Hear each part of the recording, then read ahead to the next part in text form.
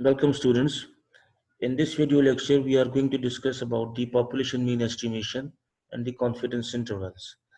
The theoretical understanding of this population mean estimation and confidence intervals has already been discussed in the previous video. Over here, I will just try to focus on the graphical understanding of the concept, right? We know this thing that the equation that we know for the population mean estimations are uh, either we can make use of the z-scores, which is the equation that is over here. I'm highlighting it.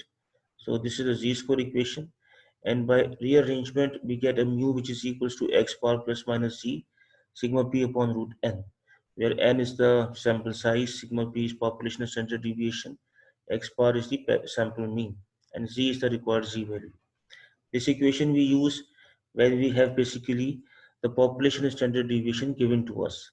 But when we do not have the population standard deviation given to us, we make use of the t-score equation, which is something like this, that t is equals to x bar minus mu upon s upon root n, giving mu equals to x bar plus minus t s upon root n, where everything is same. The only difference is s is the sample standard deviation and t is the t-score value. So what does this equation mean? We are going to discuss this thing graphically. What do we mean by it?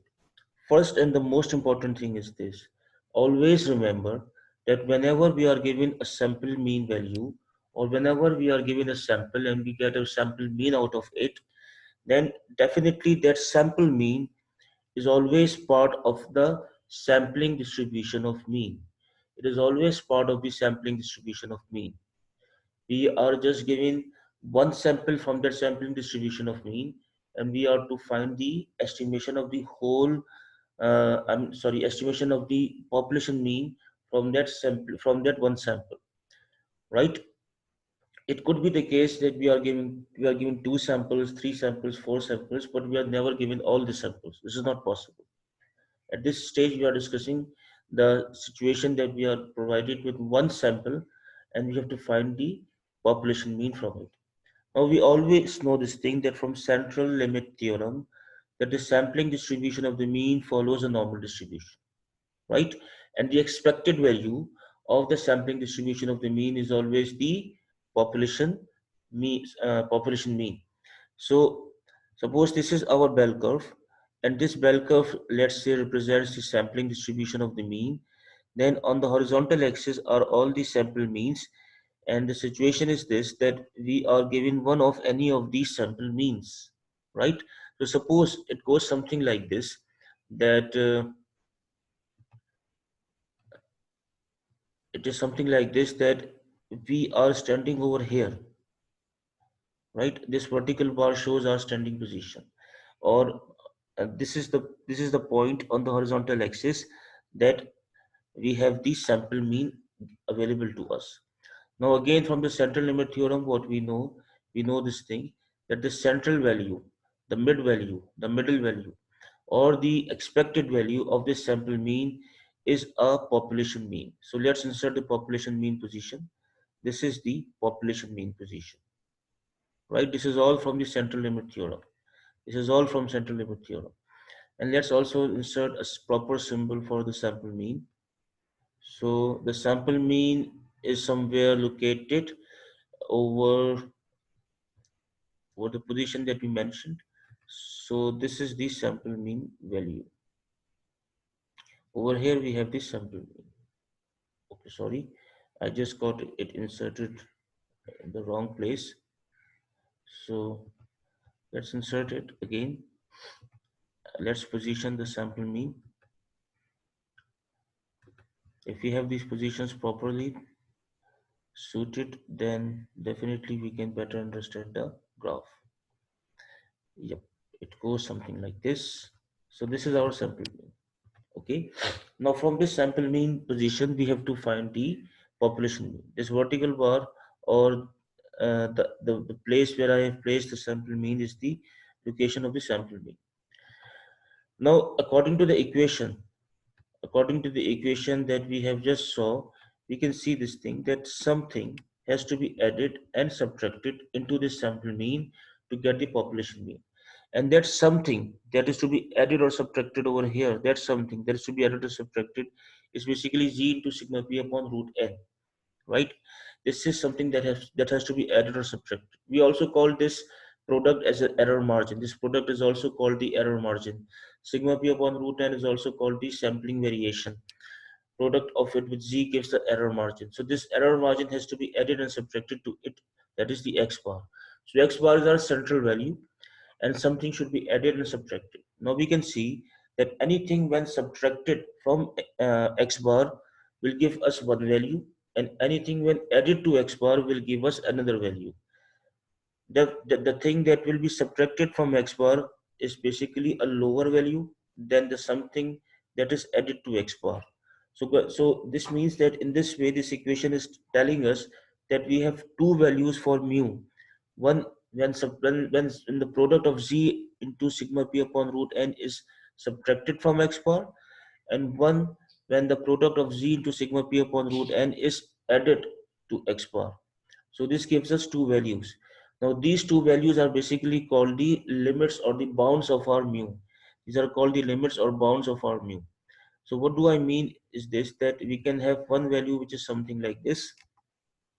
So we can have a mu equals to something like this. So let me just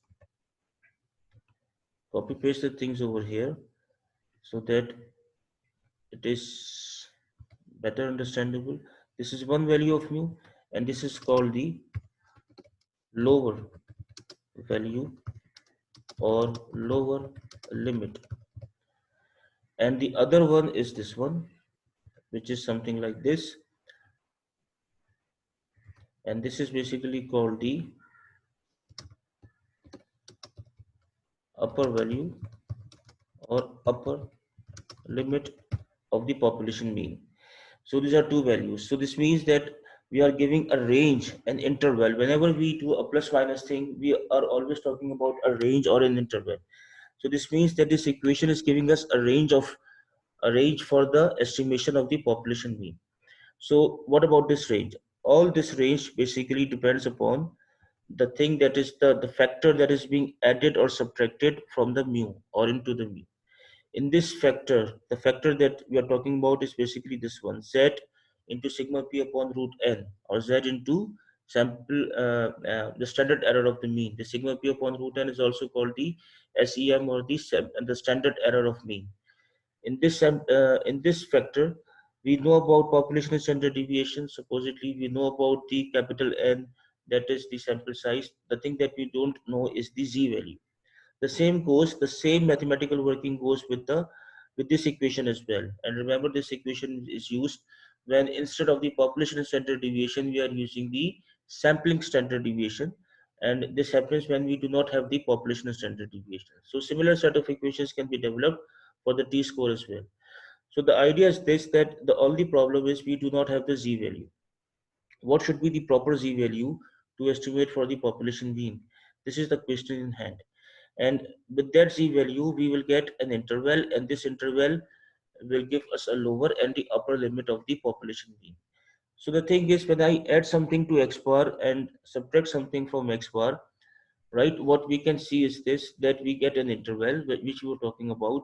So this interval could be something, for example, it could be very near to x bar. Suppose this is the upper limit that we were talking about, and this is the lower limit that we were talking about. So suppose something, the factor after being added and subtracted into x bar gives us the interval which I have shown over here with these vertical bars. Suppose this is the situation that we are in this interval. We are somewhere over here in this interval, right?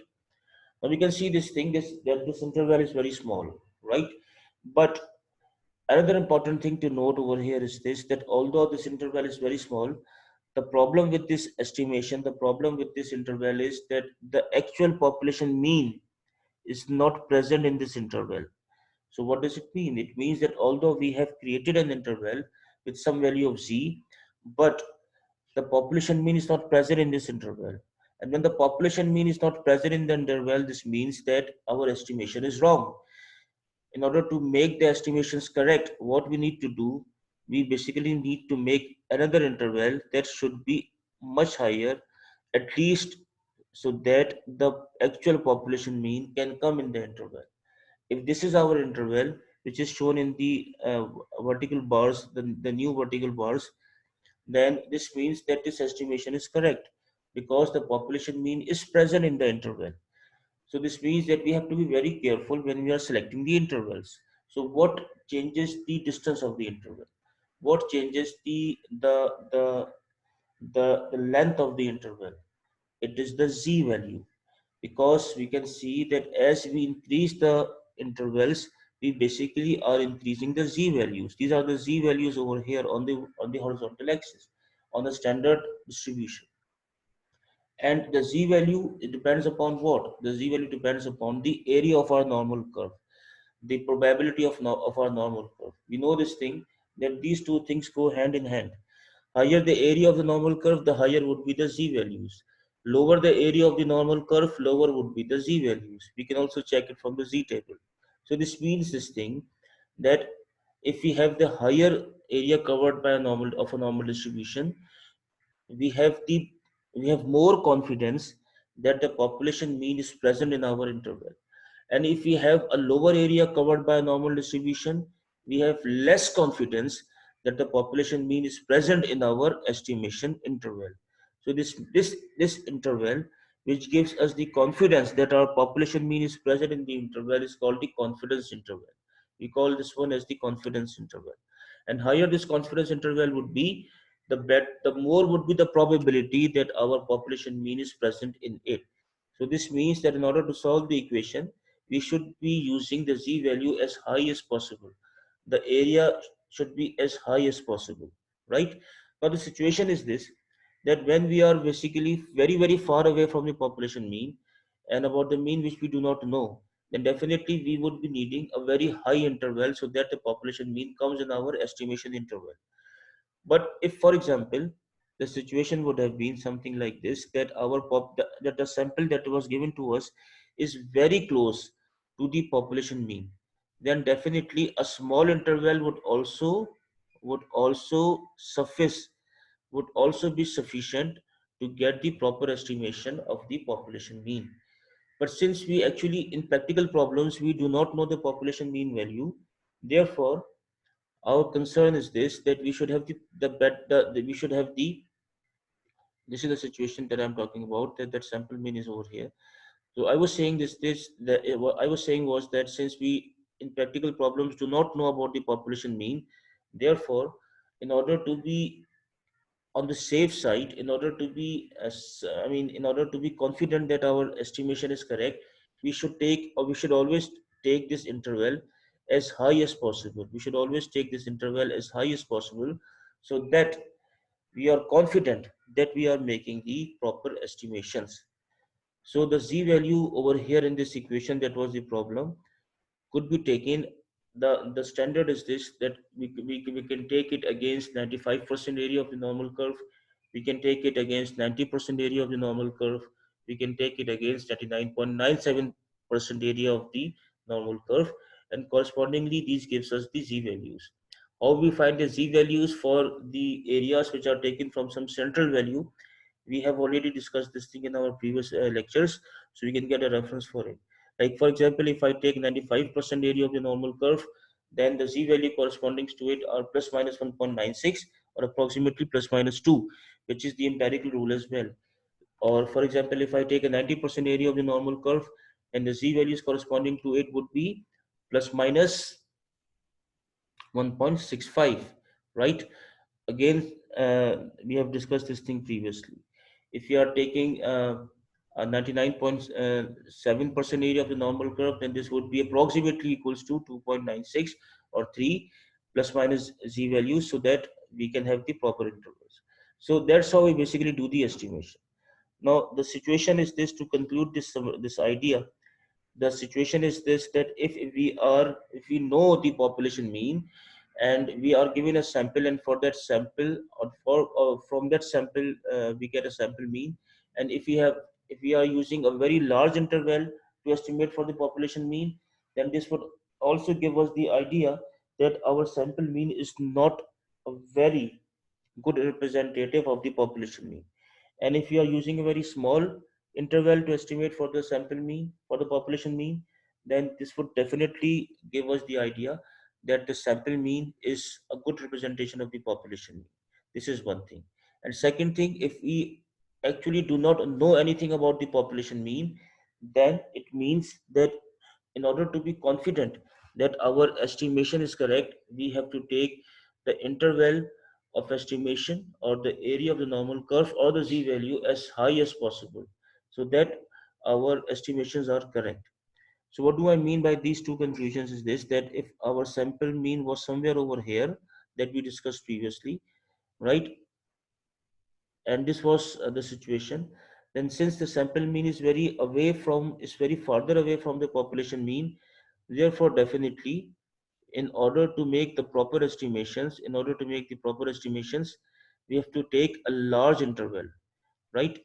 And when we are doing it, and suppose we know the population mean value, when we are doing it, then this indicates as well that our sample mean is very far from the population mean, right? And therefore the sample mean is not a very good representative of the population mean, so we have to take a very large interval to estimate for it, to estimate for the population mean. And if our sample mean is very close to the population mean, right? If our sample mean is very close to the population mean, then the estimation could be done with a small interval as well. And this would indicate that the sample mean is a good representative of the population mean because also it is very close to it. But the other situation, that suppose we actually do not know about the population mean, it is totally unknown to us, then we should take this interval as large as possible so that we can be confident that we can have the proper estimation, right? So this was the idea about the intervals, the confidence intervals, and the population mean estimation. Now, one thing that I want to clarify to my students, normally in the questions we would be given that we have to estimate at which confidence interval. Because remember that these confidence intervals that we are taking, 95%, 99%, 90%, they have been developed after much work, right? They are basically itself, they are research outputs, they are designed parameters. So we are given these values to go for the estimations. But if, for example, in a question you are not provided with the value but you are provided with the population mean value, then you might have to be working stage by stage to check for one interval and see if it is good one to get the population mean estimation. Then if it is okay, then it's fine. Otherwise you have to move for some higher value of interval and keep on going like this till you get the proper estimation of the population mean. Just like we did in the previous example, that we knew that the population mean was 3.5 and we were given a sample with a sample mean of 1.5. Then if we use the 68% confidence interval to go for the estimation for 3.5, then we got a improper value or an inaccurate estimation. We had to increase the area from 68% to 90% or 95% to get the proper estimation of the mean.